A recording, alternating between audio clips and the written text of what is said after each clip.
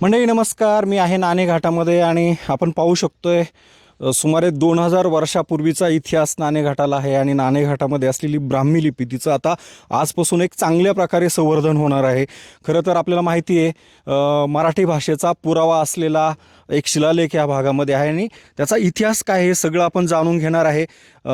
खरं तर आपल्यासोबत या भागामध्ये वर्षानुवर्ष गाईड म्हणून काम करणारे हे काका आहेत आणि होमस्टेच्या माध्यमातून हे एक दादा आहेत. त्यांना मी नाव पण विचारणार आहे. पण सुरुवातीला मी तुमच्याकडे होते, मला तुमचं नाव जाणून घ्यायचं आणि किती वर्षापासून हे सगळं गाईडचं काम करताय, काय आहे इतिहास या सगळ्या नाणेघाटाचा? नमस्कार सर, मी गणू शंकर डामसे, मुक्काम गाडगड, तालुका जुन्नर, जिल्हा पुणे. आणि गेल्या 25 वर्षापासून या नाणेघाटाकडे येण्याचा रस्तासुद्धा नव्हता आणि रस्ता नसल्यामुळे लोक पायी आली जायची आणि पायवाटेने या नाणेघाटाकडे आली जायची आणि काही कालांतराने या नाणेघाटाचा रस्ता नाणेघाटापर्यंत पोचला गेला. आणि इथे शिवकालीन नाही पण सातवाहनकालीन इतिहास ह्या नाणेघाटाची खूण आहे. आणि जुन्नर तालुका एक सुसंस्कृत तालुका असल्यामुळे जुन्नरमध्ये 200पेक्षा जास्त लेणी आपल्या जुन्नर तालुक्यात आहेत. त्यापैकी किल्ले मग शिवनेरी असल, हडसर, चावट, जीवधन हे प्रसिद्ध किल्ले आहेत.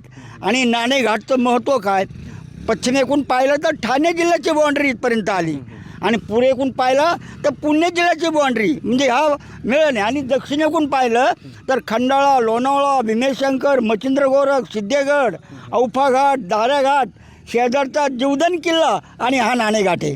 आणि उत्तरेकडच्या बाजूला पाहिलं तर भैरवगडा शेजारी माळशेज घाट, हरिश्चंद्रगड, कोंबाडगड, आजोबा, रतनगड अनेक किल्ले ह्या साईडला आहेत.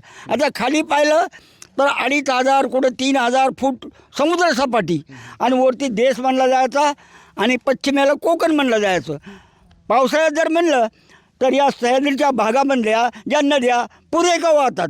मग ती इकडं कशी कुकडी असेल, मीना, घोड नदी, मुळा, मुठा सगळ्या ह्या सह्याद्रीतून पुरेका वाहतात आणि या सह्याद्रीतून खाली उगमतात त्या कोकण भागात जातात. मग ती काळू असेल, बुबरा असेल, अनेक नद्या समुद्राकडे पोचल्या जातात.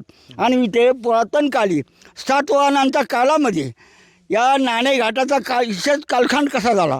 मग सातवाहनाचा एक इंजिनियर, त्यांना नेवासा मार्गे, नाशिक मार्गे पैठण जायचे रस्ते होते.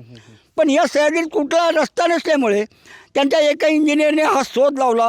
ह्या दगडाची चौकशी करून ही खिंड फोडून तयार केली आणि फोडून तयार केल्यानंतर याची दगडी वळणं बांधून वरपर्यंत आणली आणि वर आणल्यानंतर हा एक दगडी रांजण त्यांनी तयार करून ठेवला.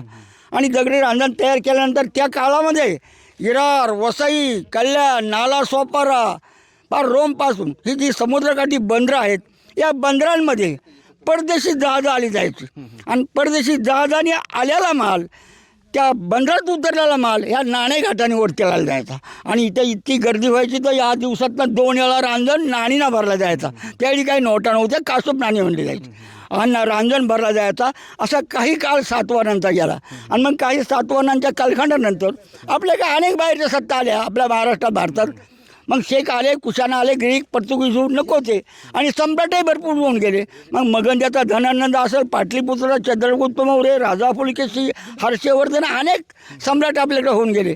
आणि त्याही पुढे मराठ्यांना कुठं सत्ता नव्हती. शहाजी राजे तर आदिलशाहचे सरदार होते. आदिलशाह, निजामशाह, कुतुबशाह असे ज्याचा तोच सत्ता गाजीत होते. पण शहाजीराजे तर आदिलशाहचे सरदार असल्यामुळे शहाजीराजांनी पराक्रम केले, लढाया गाजवल्या, सगळं काही केलं. पण ज्यावेळेला आदिलशाहानी शहाजीराजाला कैद करायचं ठरवलं त्यावेळी शहाजीराजांनी निजामांची साथ घेतली आणि निजामांचा जो मुलगा होता मुर्तुजा तो शहाजीराजांनी संरक्षणासाठी या जीवधन किल्ल्यावर संरक्षणासाठी ठेवला. पण ही बातमी आदिलशाहाला कळता त्याला इथनं हलवला आणि संगमनेरजवळ पेमगिरी किल्ल्यावर ठेवला आणि मग तो तिथं पकडला गेला.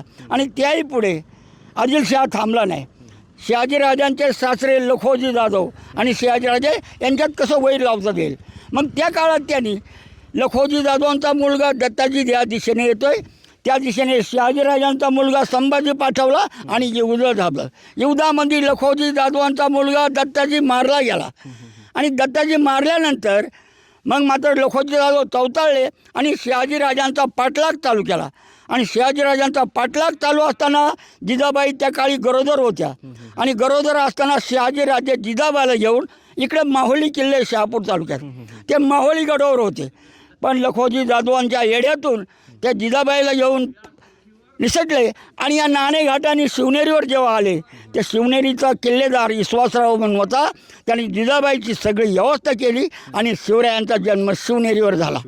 आणि त्यांचं बालपण कसं झालं बारामहाला एवढं सांगत बसायची काही गरज नाही. तो सगळा आहे इतिहास लोकांना माहिती, पण आज तुमच्या वयाचा विचार करता हे सगळं तुम्ही कसा अभ्यास केलाय पर्यटकांना सांगताना?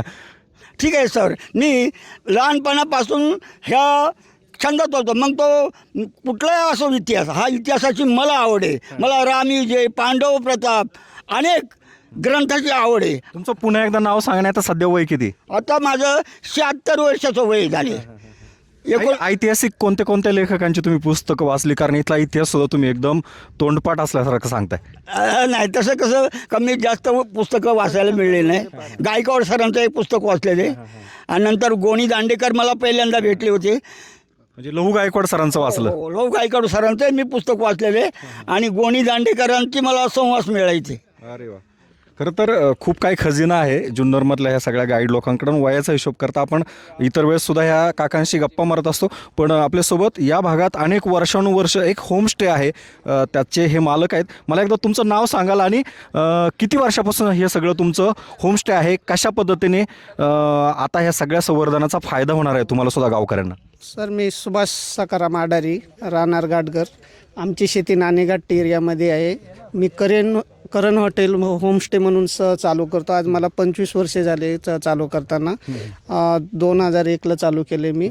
आणि घरगुती जेवण पारंपरिक म्हणजेच चटणी भाकरी तर बेसन तांदळाची भाकरी भात सगळे जेवण आता मी घरगुती पद्धतीने देते.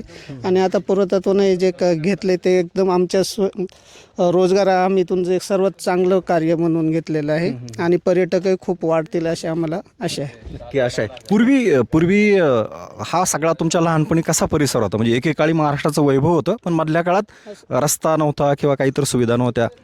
हा सर, इकडं नाणेघाटला आम्ही 25 वर्षापूर्वी आले तेव्हा रॉकेलचे दिवे लावून इथं राहायचो. त्यावेळेस वाघ वगैरे, हरणं, बेकरं हे वन्य प्राण्यांची खूप भीती असायची.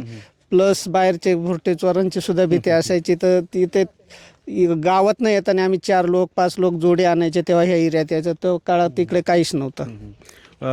तुमच्याकडे लोकांना यायचं असेल तर तुमचा एक संपर्क क्रमांक सांगा, कसं यावं लागेल आणि कोणाला कॉन्टॅक्ट करावं लागेल?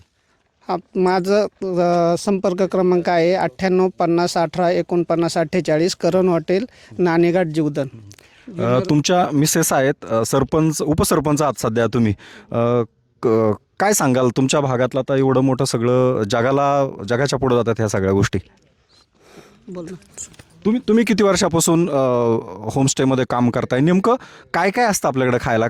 कशा पद्धतीने रेसिपी असतात, भाज्या असतात, काय असतं नेमकं? आपल्याकडे भाज्या 4-5 भाज्या असतात. पिठलं भाकर, लोक जास्त चपाती भाकरी, चिकन व्हेज नॉनव्हेज सगळं भेटते. असं म्हणजे मेन तुम्ही रेसिपी करणाऱ्या किंवा काय म्हणता येईल लोकांना खाऊ घालणाऱ्या ताई आहेत. खरं तर आता हा कार्यक्रम होणार आहे आणि आपण थेट त्या ठिकाणी पण जाणार आहे. हे सगळं आपल्या माध्यमातून दाखवणार आहे. पुन्हा एकदा थोडं मागं पाहूया. ह्या बघा मस्तपैकी रांगोळ्या टाकलेल्या आहेत आणि पुरातत्व खात्याचे अधिकारी असतील थोड्याच वेळात या ठिकाणी त्याला. आणि या जी काय आज आपण पाहतोय ब्राह्मी लिपी, तिला जे काही काचेचं कोंदण मिळणार आहे, काचेचं संरक्षण मिळणार आहे आणि नक्कीच हा इतिहास पुन्हा एकदा लोकांपुढे जाणार आहे. नेमकं कसं कसं असणं हे सुद्धा आपण आपल्या माध्यमातून दाखवणार आहोत.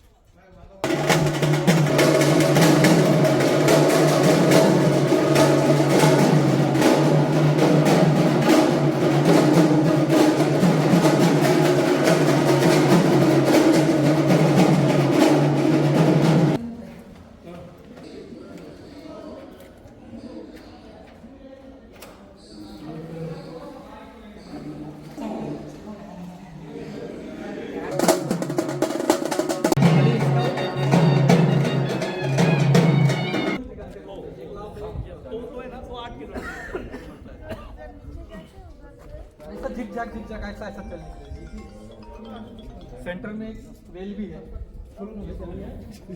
पुराना ही है ना? पुराना।